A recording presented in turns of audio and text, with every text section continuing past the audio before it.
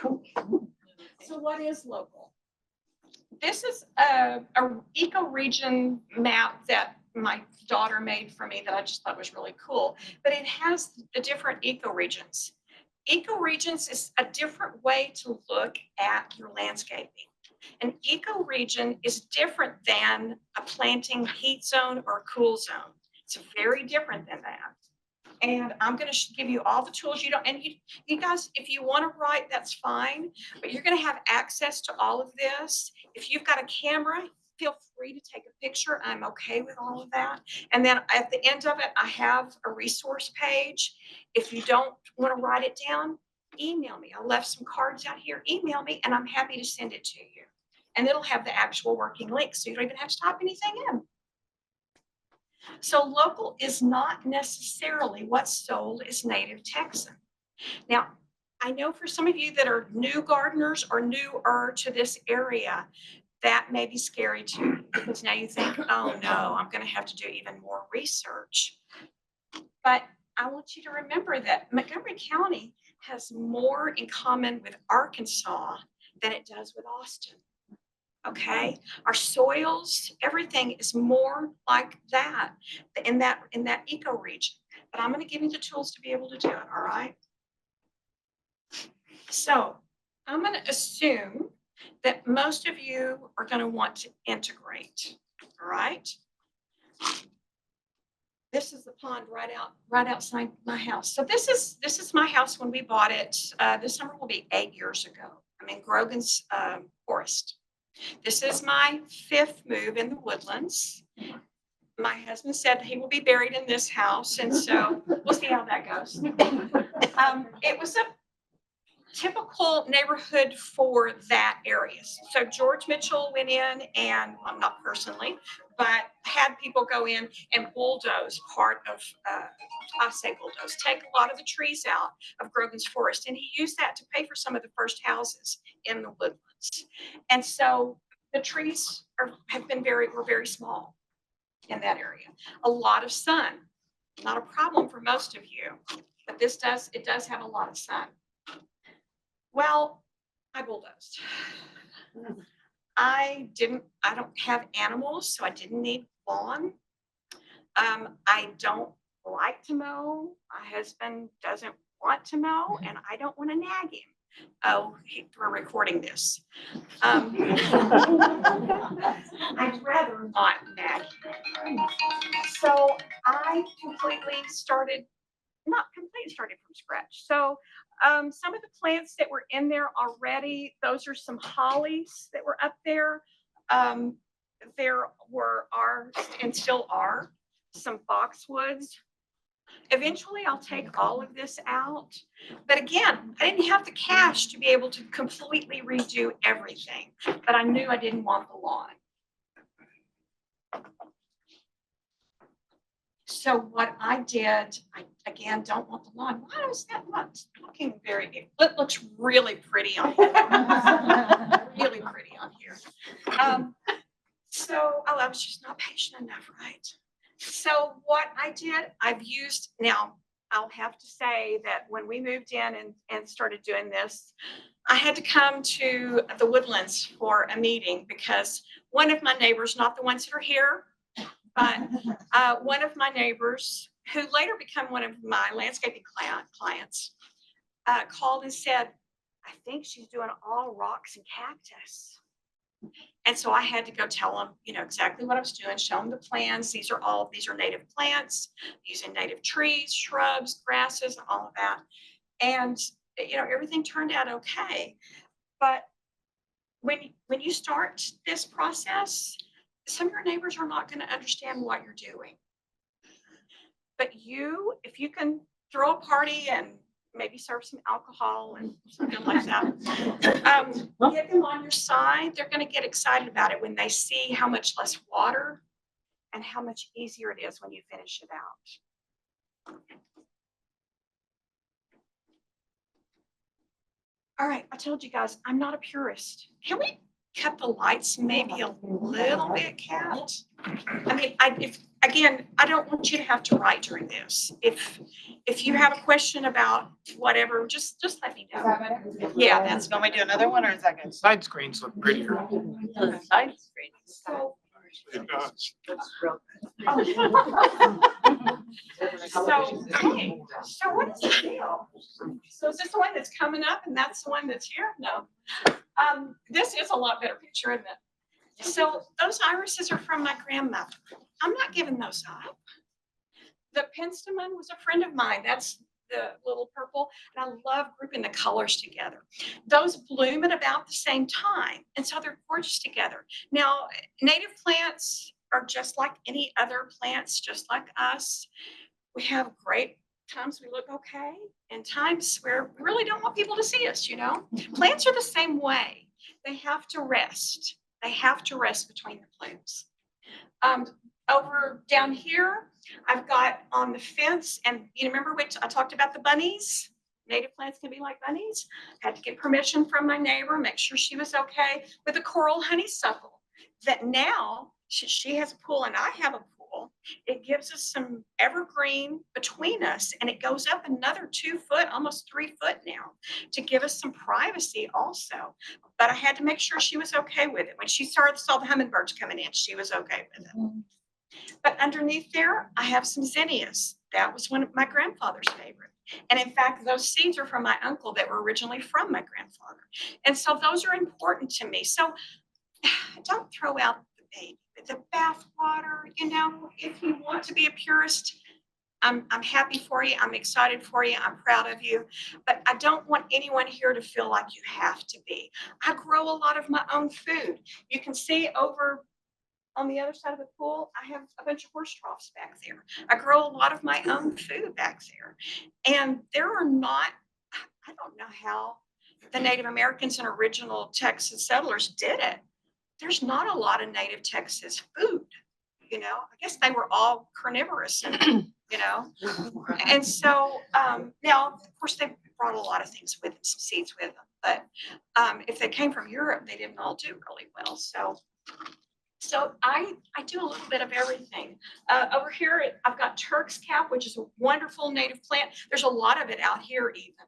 Hummingbirds love it, love it, love it.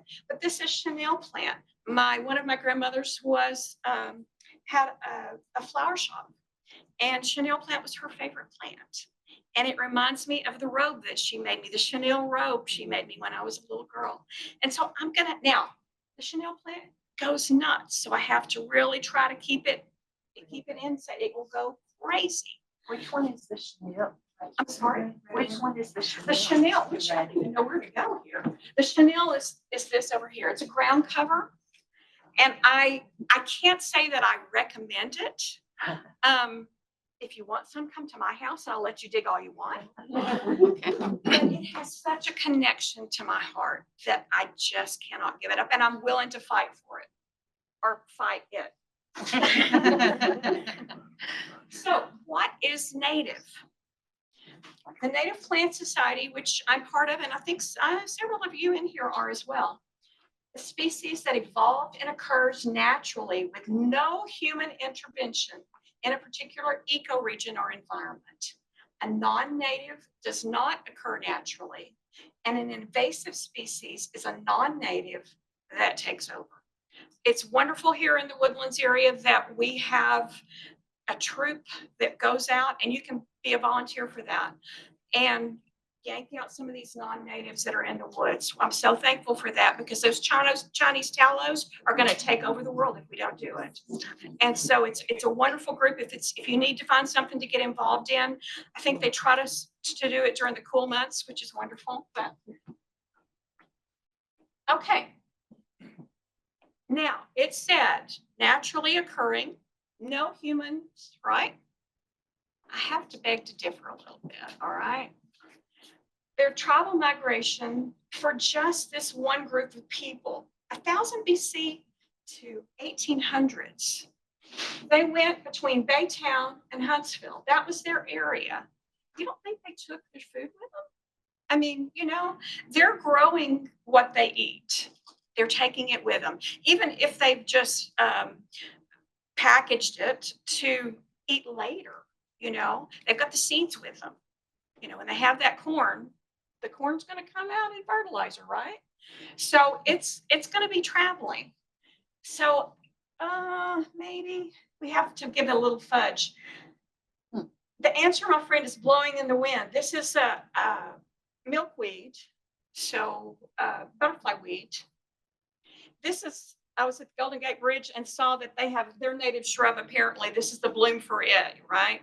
We have windblown things, the seeds. Birds are going to drop things, right?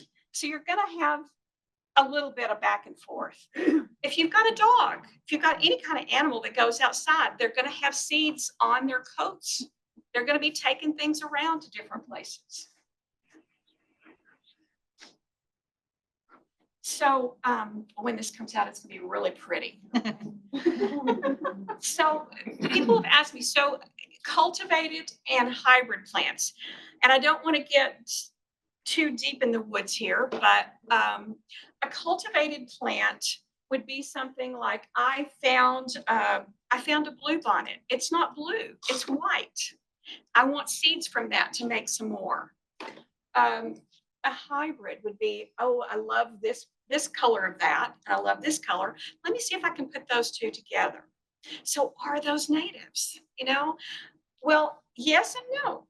Again, are you a purist or not? I thought the dogs is a good way to explain it. You have a breed of dogs and you start working with it and hybridizing. What happens with that dog when you hybridize a lot? You lose a lot of the good characteristics of that dog. You're doing it for a specific reason. Plants are the same way. So if someone finds, I want to have a bright blue of this color, of this sage. I want to have the brighter blue or the more purple or something like that. They can hybridize or cultivate it so that it loses some of its good qualities. So be careful of that. It doesn't mean I'm not going to grow it. And I'll show you in just a minute one of my very favorites of the Monarda.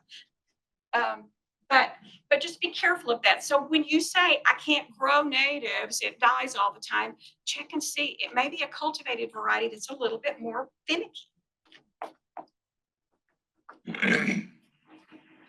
So why should we landscape with native plants? Why are you guys here tonight? A lot of you filled out the forms and I appreciate that. That helped me with who my audience is. People think about, okay, bluebonnets, Texas bluebonnets, right? Bluebonnets, Indian paintbrush, all of these wildflowers, people will say, I can't get them to grow in my yard. I water and water and water and fertilize and bing, bing, bing, bing, bing. That's the problem. These are things that they're in old cow pastures, that the soil is so depleted. And with our bluebonnets, that's in the pea family. And the pea family brings in nitrogen into the soil. So it only will grow in places where the nitrogen's not so great. So if you're going to fertilize and make it wonderful soil, they're going to go, nah, I'm not doing it. They'll go to the crack in the driveway to find their happy place. So don't feel like you're a failure that you can't grow a bluebonnet, okay? You're not a failure. It's just not in the right spot. Now, there's a lot of reasons to use native plants. So these are some of my reasons. They're adaptable. If they've been here for hundreds of years or thousands of years, they haven't had any help. Nobody's been out there with a water hose. Nobody sprinkled Miracle-Gro or any of that on it. So they've been here for a long time. They're adaptable if you get the right one in the right place. The ecology of it, I showed you, I got rid of my lawn. I'm not asking anybody in here to do that. But what it freed me up to do is to have a swimming pool and feel okay about it. That's how I want to use my water. I don't want to use it all over my yard. I love the wildlife. I know a lot of you, that's one of the things that draws you to it. Yeah, my daughter that's here does honeybees. You know, I'm so thankful that we have that. You know, they're not native, right? They're from Europe. They're not native. So again, one of my things about it's okay to have non-natives on some things if you really want them. But we still have the bumblebees and all the other insects that they recognize what's here. They understand what's here. It doesn't mean they're not going to go to the non-native plants. I'm not saying that, but they usually will have a preference for the things I mean, how many restaurants are here, right? I go to the same 6 restaurants. I could go to any of them, you know, but those are the ones I know. I know I'm going to get what I want. I know they're going to fix it the right way. I often, hi, Chris, you know, I mean, we know each other. So the insects are the same way. And so they're going to go to the things that they know. The ecology, this was my husband's grandfather, and they were in West Texas, and the cotton just ate all of the soil up, you know, it was in awful shape. The Dust Bowl comes through. We need to keep our forest. That's what's supposed to be here. And a lot of the craze right now is to do a pocket prairie. And that's great if you've got full sun. But not a lot of people in the piney woods have full sun. And so that's not going to necessarily work for us. And then the rain, I mean, you know, guys, we plant drought tolerant plants and then the rain comes and drowns them. The natives are adaptable. They're used to that. If you put the right one, are you hearing that?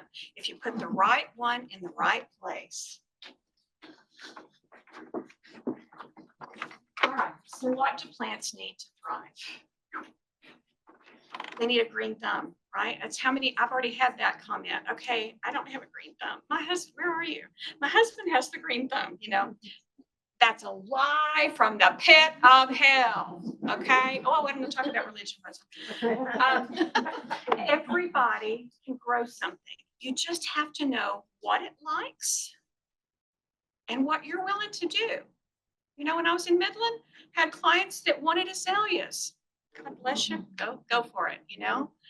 Azaleas don't do well there. You have to just make your own eco-culture for the azaleas. But they were determined to have that. They looked like crap, but they wanted azaleas. You know, here, if you want a mountain laurel, native Texas plant, West Texas, throw in some pieces of concrete or something like that that's going to change the pH a little bit.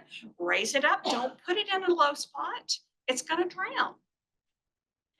The bluebonnets here, you know, we've got what 6 bluebonnets. Actually, really 3, but there's, you know, a named one, that are the state flower.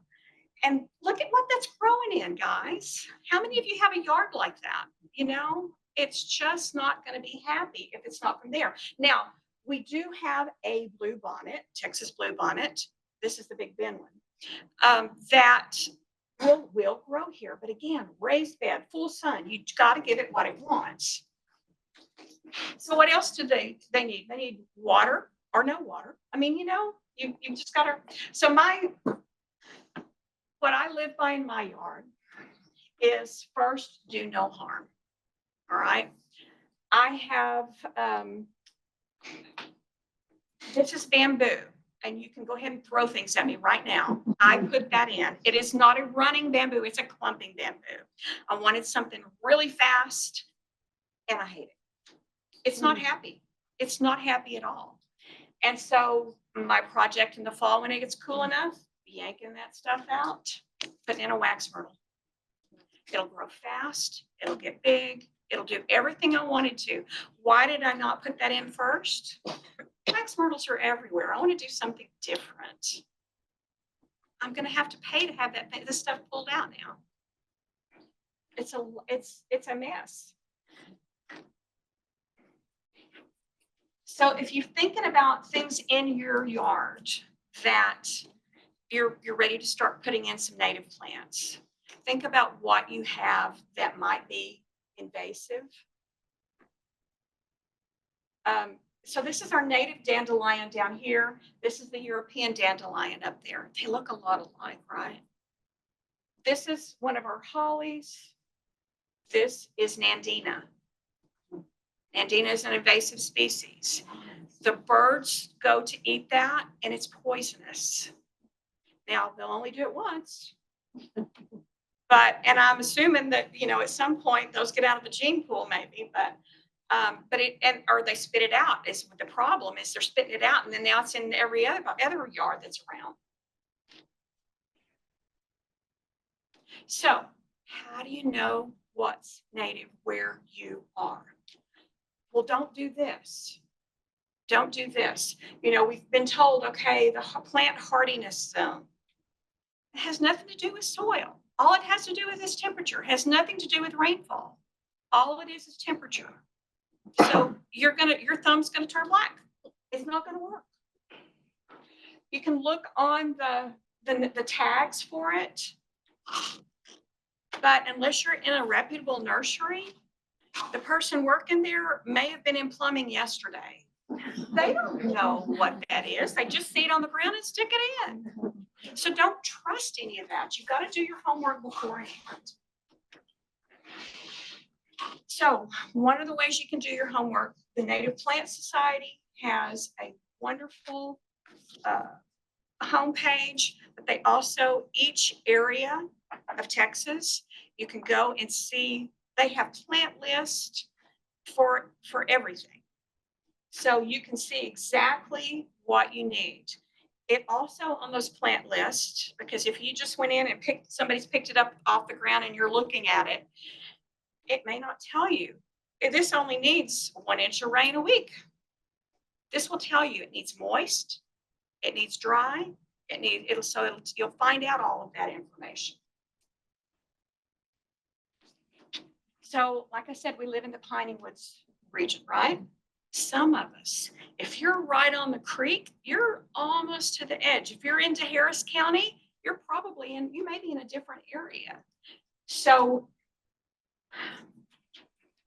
these are man-made, Texas, that way, Texas, those are man-made borders. The county, those are man-made borders. Plants don't read. They don't know that they're not supposed to go over there because now we're in Harris County. Okay, or not supposed to go over there because now we're in Liberty County. They don't know that.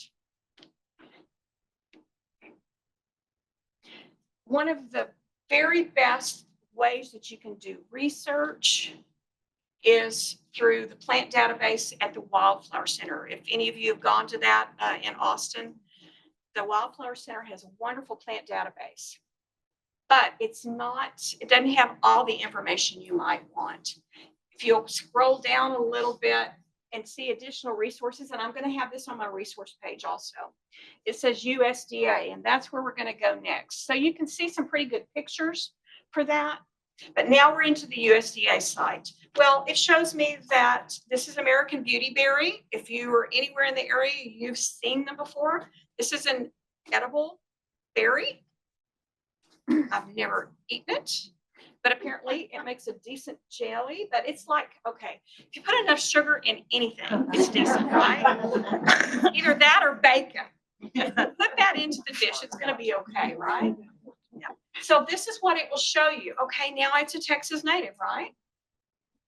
So you get it smaller and smaller and smaller. And so it shows me now, oh wait, it's not in Montgomery County. I'm sorry, I beg to differ. I see them everywhere. I have 3 in my yard. 1 I planted, the other 2 came up by themselves. So we still can't go exactly by that. That's why I have a problem with it. If someone is a purist, I'm not going to grow it at all unless it's native to Montgomery County. How do we know what's really native here? I mean, I'm guessing that a USDA guy just went out in the field with his pad and said, oh, I don't see any beautyberry. Nope, no from Montgomery County. How do they know this stuff? I don't know. So don't worry about it if it doesn't say it's not in Montgomery County. It's all the way around us. All right, milkweeds, butterfly weeds. We have to have them for our monarchs. We have to have them for our monarchs. but there are different ones. And that's something else that I want you to be a little bit more careful of. And that's the botanical name. Some people say the Latin name, but they're not. Some of the words are Latin, but some of them are named after people. And so they've just Latinized the name. So it's a botanical name that matters. Now, Asclepias tuberosa versus Asclepias curvus. If you get, this is one of our natives. We have 3 in this area. This is native south of us, and especially into South America. It does great here. The problem is it doesn't usually die back. And they found that that causes some issues because it doesn't die back. It sometimes will have a fungal disease on it, and that will infect the butterflies or the larvae. So we have to be really careful with some of the plants like that. A lot of times this is going to be what you see because it's so easy to grow. The nurseries can make a lot of money off of them. They grow fast and they grow easily. But if you can get one of the natives from around here, instead of that. So again, this is from the US database, and look at all of the different just butterfly weeds. Those are all butterfly weeds. And they grow all over the place. So it's okay. I don't have any problem with looking at, just like I mentioned with the mountain laurel, looking for a plant that you like something about it, but make sure, as I mentioned before, that it doesn't hurt anything. That planting it is not going to be detrimental to the insects or to the other plants. All right, one of the classes that I was going to give before, and hopefully I'll get to come back and do again, is on actual landscape design. And so we had to postpone that one. I was in a bicycle accident, and so kind of bummed up for that. But I'm going to have a little bit of design in this. I have a lot more design in next month's. It's 24/7 gardening, and I have a lot more. I have a lot about pots in the one for next month, but I still want to give you a little bit of idea about what I look at with design. Did I tell y'all that I've been a professional landscape designer for 30 years too? No, I didn't say that. I guess it's probably important. Okay. All right. So in doing something purposeful, just think about in your own yard right now, a place that is a problem, a constant problem. Now, it may not be that it looks bad, but it may bother you. If you've got a low spot, the grass will never stay there. You've got a shady spot under a tree, the grass won't do there. And you're looking to try to change up that area. Be intentional about it. We've got pollinators coming around where I am to take my pen off, I guess. Draw it up, get some graph paper, draw out the area, pay attention to it. When you say it's shady, okay, is that a tree that loses its leaves in the winter? It's deciduous, or is it going to be evergreen? If you've got a magnolia, I'm sorry, baby, I'm sorry. It's going to be shady all the time. But if you've got a pine tree, you're going to get a little bit of sun. And often with your trees, you can limb up so that you get an angle at different parts of the day. So pay attention to where the sun is, pay attention to drainage, pay attention to all those things in that spot, and look at what you can do there. So the first thing we're going to talk about is in being intentional is canopy. These are our trees, our big trees.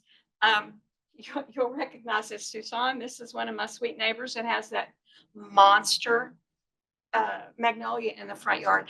And these are 0 lot line homes. And she's already had to take out 4 trees because it was taking over her house. And I know, Charlene, you've lost trees, and some of the rest of you may have lost some trees in our last few storms, and it's a completely different issue from what the problems that you had before. We've all got problems, right? So underneath these big canopy trees, start thinking about layers, but don't try to put a bunch of periwinkles under there or grass and think you're going to be okay, because it's not. That's not what it likes. So here are a few a very small sample of our native canopies. Sycamore, there's a lot of those on the medians. They're wonderful trees. Bald cypress. Now, caveat for bald cypress, there is bald cypress, pond cypress, and one called Montezuma. Not revenge, just Montezuma. The other ones are the ones that get revenge because they have the knees that come up everywhere. They move things. The magnolia does that too, guys. I've seen them move 2 pools.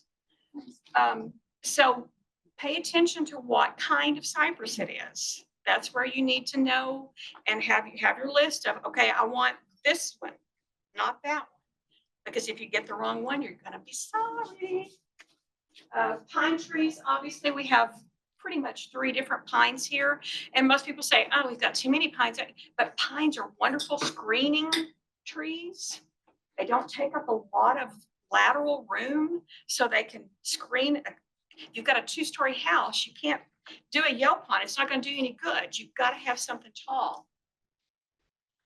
Parsley hawthorn is one of my very favorite. It has a little thorn on it. That's the hawthorn, right? But it's a great spring blooming plant. A lot of people say, oh, dogwoods are native here. I want dogwoods, right? Well, first of all, to do a dogwood, you have to get a puppy stick. You can't do a dogwood. You have to get it really small, really small, and then just hope it does okay, because the dogwoods that we have are in great big areas and they have plenty of room. They don't have a lot of competition. They've got shade trees on the west side to give them something to have some protection. And so they've got a very, very specific thing that they like. They also, in the last 40, 50 years have developed some disease issues. And once it's there, there's nothing you can do about it. So I think there probably would be some other choices that would be better. Black cherry is a great native river birch. Okay, pay attention to the name, river birch. Don't put it high and dry. It's not going to like it. But if you've got a low spot that you need something to suck up the moisture, river birch is your guy you want. I love river birch. If you like the aspens in Colorado, this is the closest we could get to it. It has beautiful bark. It does lose its leaves. It's deciduous, but it comes back out really early and has a really nice fall color. Not like an aspen, but getting there. Red buds. Now, I have had really good luck with the Mexican red bud, but I've got high dry. Now, I've said that since we moved there, and it was put in, I guess, when the house was built probably 20 years ago. This last storm, crack, too much water, it couldn't handle it. So the native one is going to be better. We've got Texas redbud, we've got Canadensis, which is the northern, and it'll do okay here, but it suffers. It gets leaf burn really badly. So American holly, now that's not just your everyday holly. This is a tree. It's a big, nice evergreen tree, great berries on it, and it really doesn't have a lot of pest problems. Fringe tree. Not many people know that, but they see it in the spring and what is that? What is that? It is, it's not real noticeable, but it's beautiful when it's blooming. It's very airy. It's a great tree. The Drummond red maple is a big tree. So if you're needing a cute little tree, that's not your tree. It's got to be a big tree.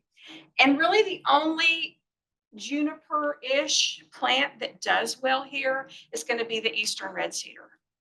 They do great here. If you've got allergies, you may not want it around. Vines. Most people have seen the Carolina jessamine in the trees in the spring. Great evergreen. The coral honeysuckle, I found it in 2 places in the Woodlands growing native. It's a great evergreen also. Now, most of our vines, this is the cross vine at my house, behind my house. They don't have a lot of foliage down below. So if you're wanting some coverage all the way, you're going to probably want to put some grasses or shrubs or something like that underneath it if you need something down below. That's the crossvine. This is Tangerine Beauty, which is one of the cultivated ones. It's more of an orange. The native one is more of a yellow with a brown center to it, but they're both great. Passion vine. Now, it's like the Mexican petunia. It can be take over the world, but it's one of the few things that we can eat out of our yard that's a great native. Passion fruit tea is yummy, yummy. But it does, it's a lot like our, well, it seeds everywhere. There's a lot of seeds, a lot of seeds. You're shaking your head, so you'll have some seeds for us next month, right? Mine is just taken Taking over. over. Oh. Yeah.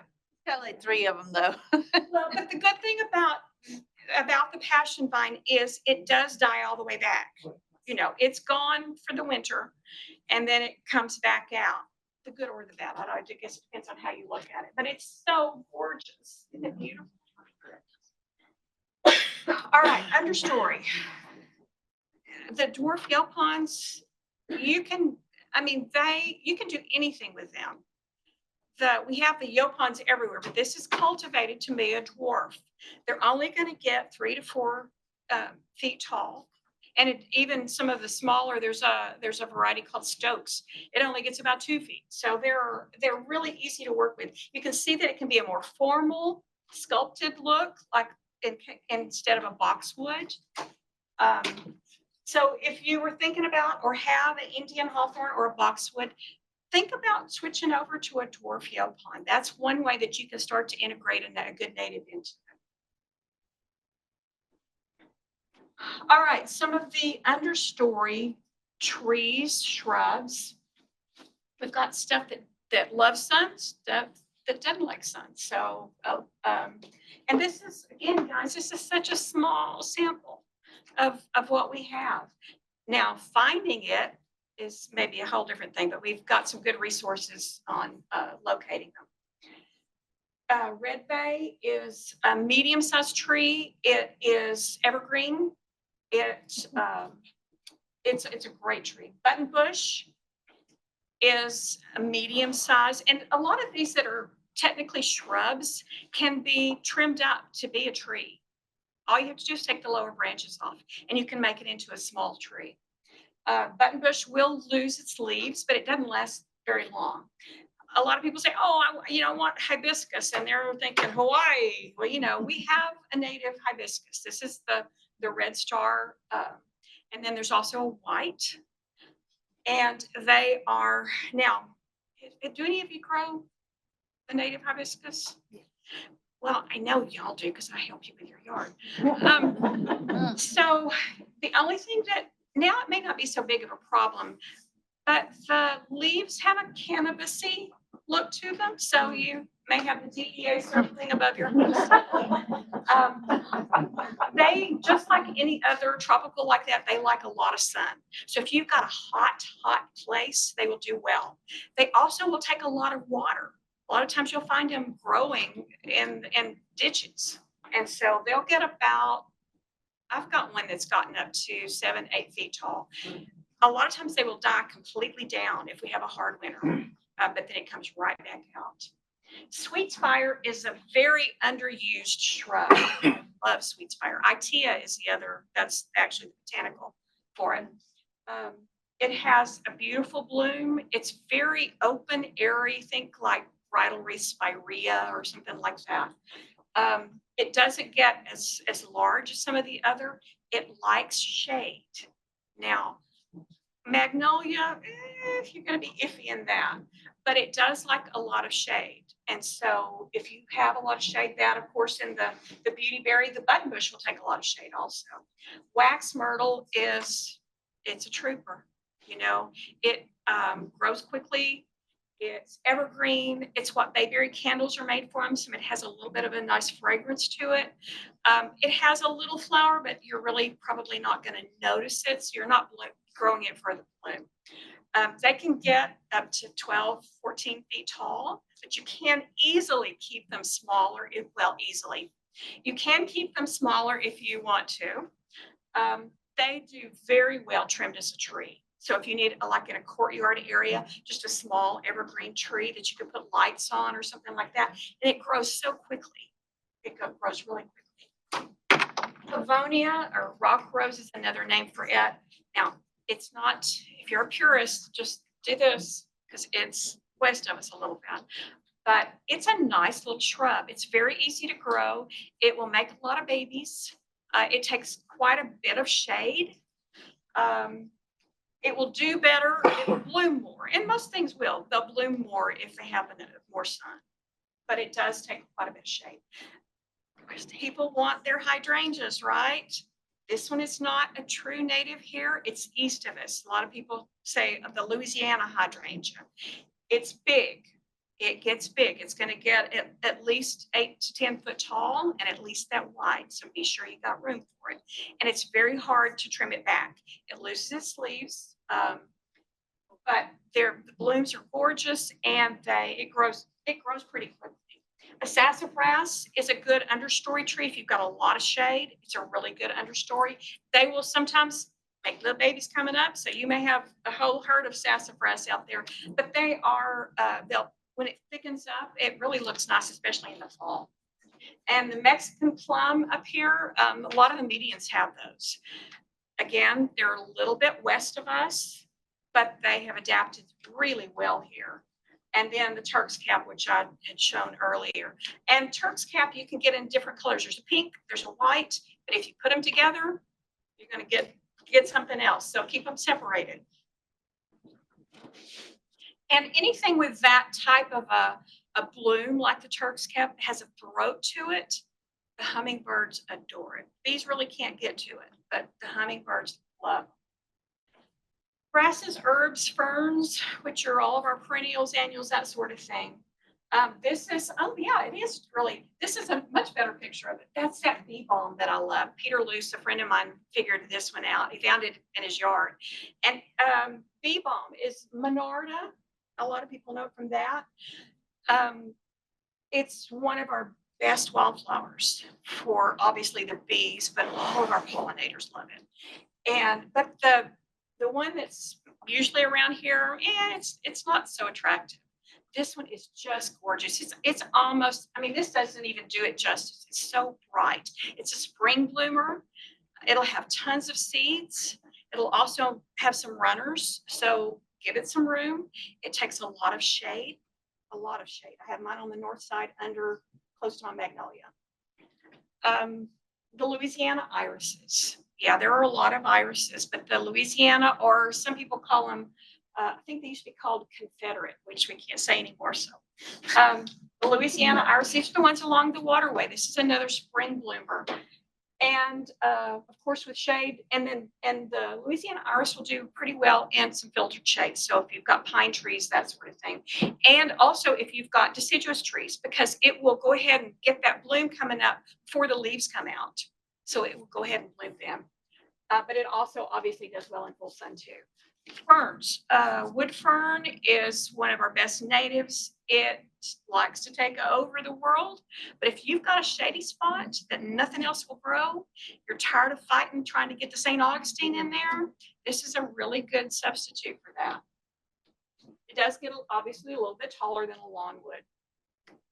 I know I'm going through these and there's a lot of them, but again, you're going to have lists online that you can go and look at, and it has bloom times for that too. And our next session in July, I'm going to go into how to layer things so that you've got some repeat blooming going on. You're going to have spring, you're going to have summer, you're going to have fall. So I'll go into that a little bit more. Here are a few, again, just a few of our color, what we think of as color plants, but also we have some wonderful grasses. You've probably seen the Gulf muley grass in the medians everywhere. You really notice it in the fall when the pink inflorescence comes out. That's when it's just gorgeous. And I love the sound of the grasses.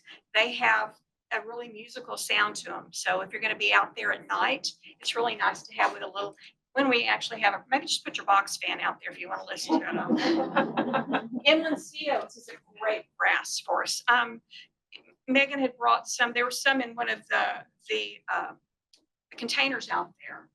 It's great for shade. It loves shade. It'll do fine in some sun, but it really loves the shade.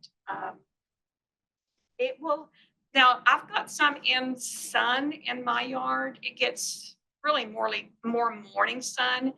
And I mean, it's up to here. Usually it's not that tall. If it's in shade, it's only going to be about like that. So, oh, this is a lot of plants, guys. Coneflower. This is not the one that's native here, but it's prettier than our native. The native has a really skinny bloom. The petals on it are really skinny. And the bees obviously like this one too. So it's a little prettier. Spiderwort is one that most people, if you grew up in East Texas, you know it because they were everywhere. But very few people grow them. I know my Sarah has one because she got one from our farm. They're just gorgeous when they're blooming. The color is so lovely. This Texas spider lily is one of our bulbs, that native bulbs. If you've got a low spot, and it really, I mean, I've got mine in just a garden, regular bed. But if you've got a low spot, it's one of the understory plants that can suck up that moisture. So it's a great bulb to start in that area, as well as Louisiana iris. Violets, you know, we have the sweetest little Walters violets that are native here. And I probably will bring y'all some next time and give some away because I have a lot. But if you've got like a patio area that you want to maybe naturalize it a little bit instead of concrete, you want some big flagstones, those violets are perfect to put around that. They'll take sun, they'll take shade. They do appreciate a little bit of afternoon shade because it starts to get a little bit hot for them, and they're a little bulb. The penstemon, we have several of those. We've got Kobe is going to be a little bit taller, but this is one of the smaller ones. Bluebell, that's what Bluebell ice cream is named for. Did y'all know that? That's the bluebell. That's what it's named for, especially over in the Brenham area. They're just everywhere. We used to have this huge field of them by what used to be the Boy Scout Ranch. It's not there anymore. On that corner there by the loop, there's a big field of them, and it just, I go by and it breaks my heart to see concrete there now. But anyway, man, I sound old, don't I? The copper rain lily, we do have a couple of rain lilies that do well here. Those are very small. They're evergreen. They will bloom after rain. If they're irrigated, they'll bloom a little more often. They're pretty difficult to find, but there are more people that have them in cultivation now. They'll take some shade. The white rain lily will take a little bit more shade. Scarlet sage is one of our best shade plants. It's actually, so most of you may, if you know, so sage is such a big generic term, and we misuse it a lot. We call it Texas sage. It's not even a sage. Why do we call it that? Anyway, that's a shrub from West Texas, right? This is our native, smaller. It's not a shrub. So the difference between a shrub and an herb, which is what all these are, is if it has a stem that you can break that goes snap. Okay, so all of these are not going to have that. They're just going to be soft. Frog fruit is a wonderful ground cover. Wonderful ground cover, and especially in wet spots. It's wonderful. Louisiana phlox is native just to the East Liberty County. So I fudge a little bit and bring it over here. That's another spring. Rudbeckia, black-eyed Susans, everywhere. And there are a lot of named varieties of those that are going to be different sizes. So pay attention to what size it's going to be. Verbena, Creops. I don't want to make you guys fall asleep. All right, so how do you know what to do? This is from our local chapter, Native Plant Society. We have fall and spring plant shows. Plant sales. We have charts. It tells you when it's going to bloom, how high it gets, how much water. Does it need sun? Does it need part shade? Does it need full shade? So that's a great resource. It's free. It's online. All you have to do is go to the website and you can get that. If you're wanting to really get into natives, Native Plant Society is a wonderful resource, monthly meetings and great speakers. There no July or August, I don't think, but you can also get certified in native landscape design. It's not expensive. I think there's 4 classes and you do have to take them in order. But most of it's online. And so it's a way for you to find out more information about it. All right, here are some of the best resources that you can get. Obviously, the Township Environmental Services. If you've not ever seen the blog or gone online to look at that, you need to do it. They've got all kinds of stuff that's free. I mean, if you're in the Woodlands, you're paying for it already with your taxes. So use it, guys, use it. The Woodlands Water, if you've not gone on their website and done WaterWise on that, they'll tell you how much water that you're going to need this week. Now, is it exact? I mean, Janet may get half an inch and I got 3/4 of an inch. It's, because I had more of a cloud than she did for part of the time, but it's pretty close. It also will give you, they talk about a native plant every week. Again, sometimes they're not native to here, but anyway. YouTube, there's a Native Plant Study YouTube channel that's for the whole state, but you can look at all the different presentations on it. The USDA, I talked about and showed you some of those. Wildflower Center, TexasInvasives.org is a great website. If you're thinking, oh, my grandmother had Nandinas, it's going to tell you, don't do it. Don't do it. Bone app, it's okay. I'm not as big a fan of that. But. All right, tell 2 trees. Again, the Texas mountain laurel. A lot of people love it, want it. If you want it, give it a high spot. Like I said before, great drainage. Make sure the water's not spraying right onto it. When you see somebody in your neighborhood that their curb got messed up, go grab a piece of that concrete and plant it in the hole with it. It's going to leach that into the soil so that your soil is going to be the right pH for it, because we have acetic and it doesn't like acetic. It's going to turn the leaves. Or put it in a pot, put it in a big pot. It'll be super happy there because you can give it the soil that it needs. You can put more of a cactus sand-based soil, put in some crushed granite or something like that, and it'll be closer to what it's used to. Versus a wax myrtle. They're both a great native tree, but one's native to here and one isn't. And so pay attention and know what you're getting.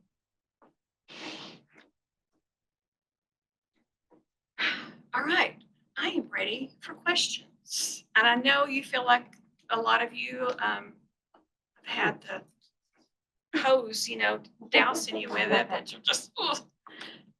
I had a question from All online, right.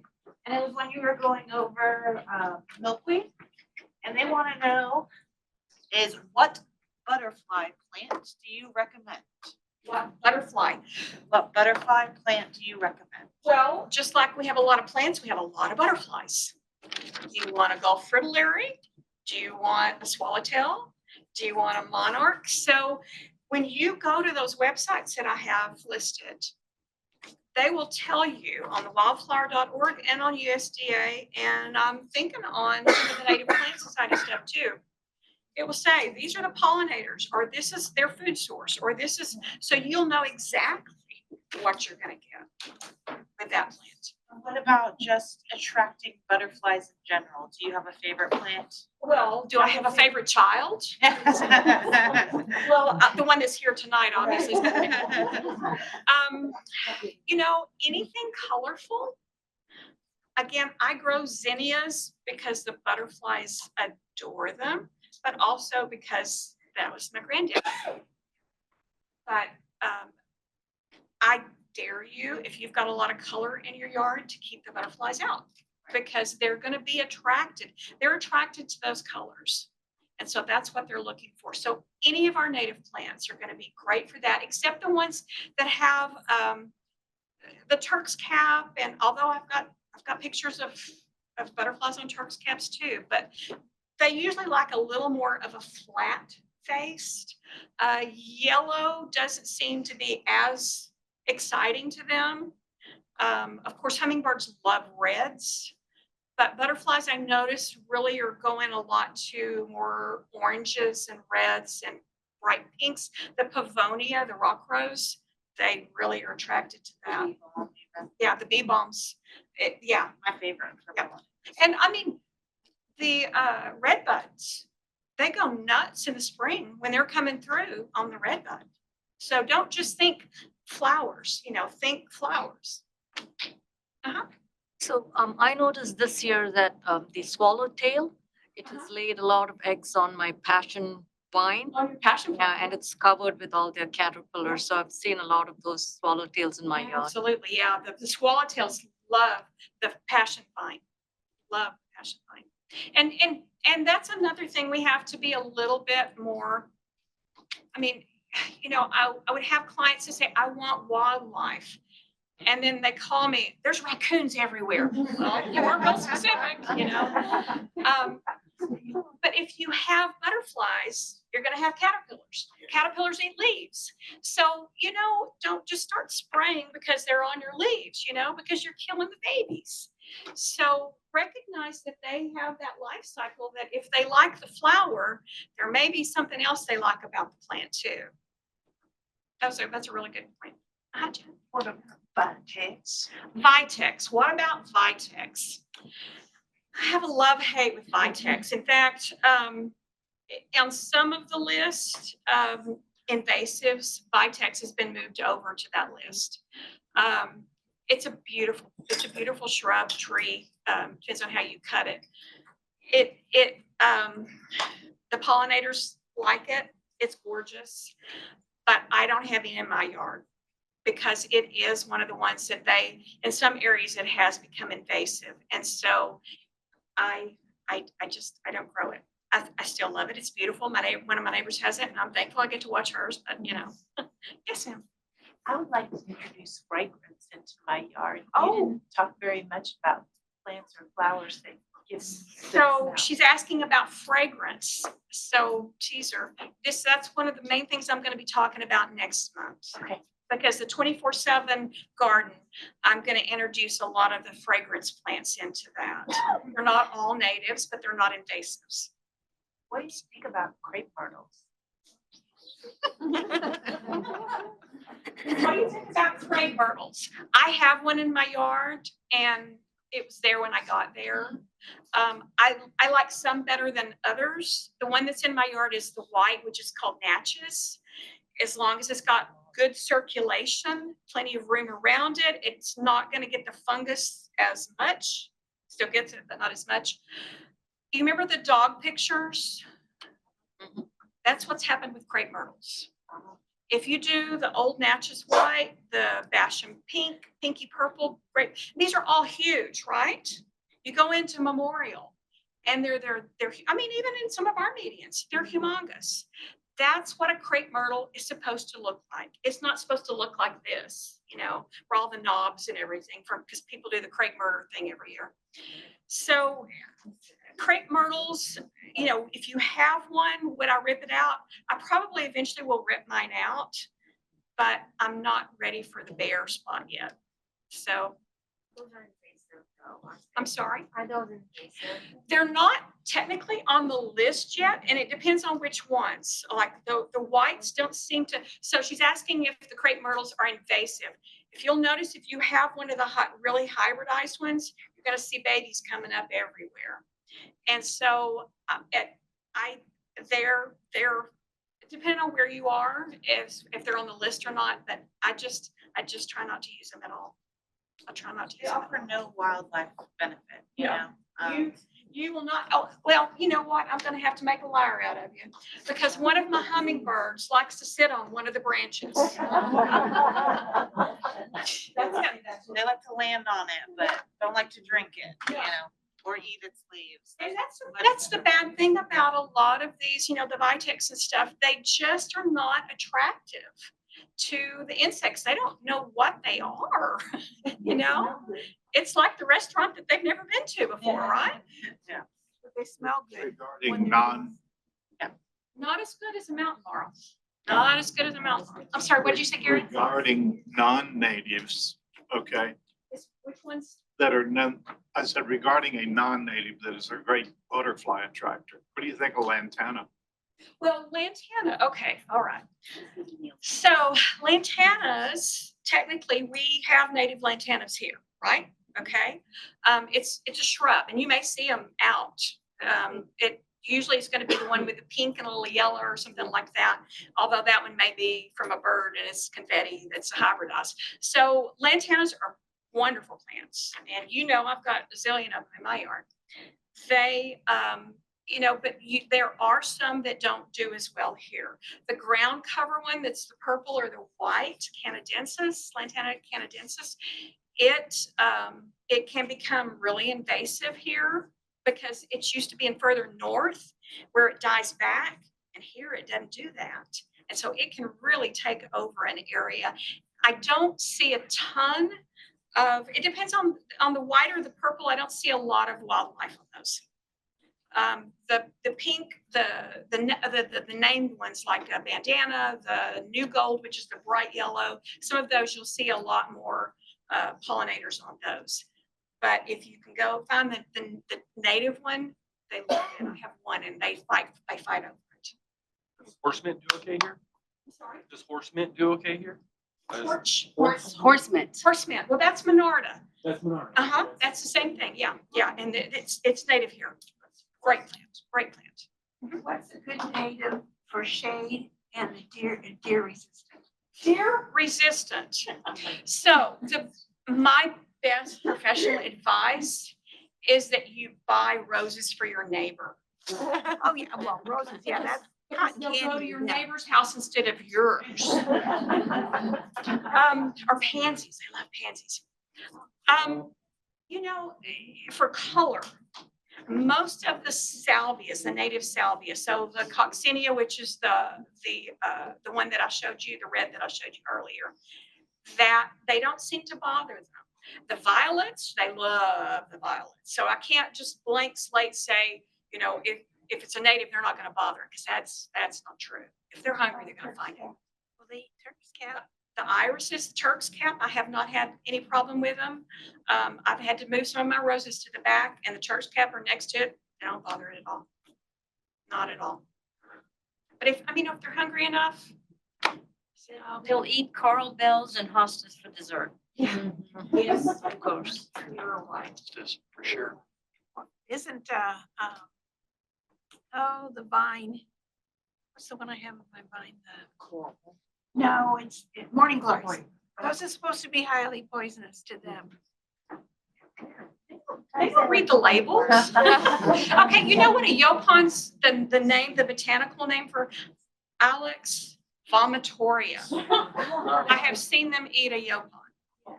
So, you know, if they're hungry, they're gonna eat. They do the fringe tree too. But I promise you that getting your neighbors to plant hostas, yeah, that works every time. If anybody has more questions, they can always ask Sheree after. We're gonna go ahead and do the raffle. She has been so kind to raffle off 2 of her books. And she's here if you want to get them signed. So I'll let you do the honors.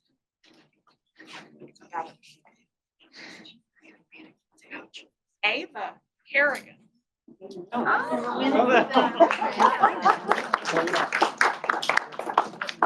you go.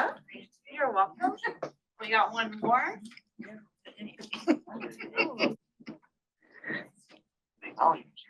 Yvonne Maxwell.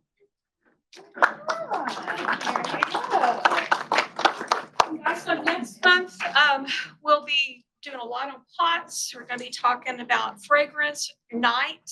What do you do about mosquitoes? A lot of that kind of stuff. Be sure you get your seeds, free seeds. And don't just, the names are on here, guys. Look it up and see if that's where it needs to be, okay?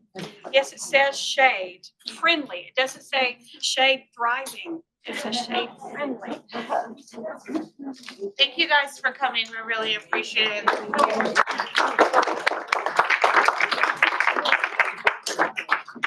You guys signed up